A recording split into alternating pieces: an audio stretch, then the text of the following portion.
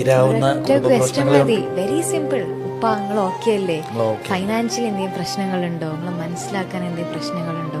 ആ ഒരൊറ്റ ക്വസ്റ്റ്യൻ മതി ആ ഒരു കണക്ഷൻ കൂടുതൽ ബിൽഡ് ചെയ്യാൻ വേണ്ടിയിട്ട്. There are lots of house wife literally working night and day for them. ആഗ്രഹിക്കുന്ന ഒരേ സംഭവം ഉണ്ടാവുള്ളൂ, ഉമ്മ ഉണ്ടാക്കിയ ഫുഡ് നല്ല ടേസ്റ്റ് ഉണ്ട് കേട്ടോ, ഉമ്മ നിങ്ങൾ ഇത്ര ഉഷാറാട്ടോ. ഇത് ആഗ്രഹിക്കുന്ന ഒരുപാട് ഉമ്മമാരുണ്ട്. മക്കൾ സ്റ്റഡീസിന്റെ കാര്യത്തിൽ ബിസിയാണ്, ഹസ്ബൻഡ് വർക്കിന്റെ കാര്യത്തിൽ ബിസിയാണ്, ഒന്നും ഇല്ലാണ്ട് ആരും അറിയാണ്ട് ഒരു മൂലക്കിൽ ജീവിക്കുന്ന ഒരു മനുഷ്യനാണ് ഒരു ഉമ്മ എന്ന് പറയുന്നത്. ആൻഡ് ലോകത്തിൽ കിട്ടാവുന്ന ഏറ്റവും ബെസ്റ്റ് ജോബാണ് ഹൗസ് വൈഫ് ആവാന്ന് പറയുന്നത്. പക്ഷെ ആ ഹൗസ് വൈഫ് അല്ലെങ്കിൽ വീട്ടമ്മ എന്ന് പറയുന്നത് മക്കളും ഹസ്ബൻഡും റിയലൈസ് ചെയ്യണില്ല. രാവും പകലില്ലാണ്ട് പണിയെടുക്കുക, ഫുഡ് ഉണ്ടാക്കുകയാണ്, പണിയെടുക്കുന്നുണ്ട്, വീട്ടിൽ ജോലി ചെയ്യുന്നുണ്ട്. ഉമ്മ എന്നുണ്ടാക്കിയ ഫുഡ് എന്ത് ടേസ്റ്റ് ഉണ്ട് എന്ന് പറഞ്ഞാൽ ആ ഉമ്മാന്റെ മുഖത്തുണ്ടാകുന്ന ഒരു പുഞ്ചിരിയുണ്ട്. That's enough.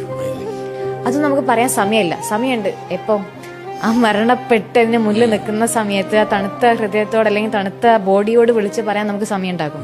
എന്തുകൊണ്ട് ജീവിക്കുന്ന കാലഘട്ടത്തിൽ പ്രസന്റ് നമുക്ക് പറയാൻ പറ്റണില്ല. Ego will definitely play there.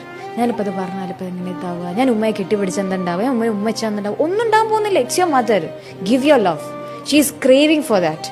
ഒരാൾ മനസ്സിലാക്കാൻ ആഗ്രഹിക്കുന്ന ഒരു ഹൗസ് വൈഫ് എന്ന് പറയുന്നത്.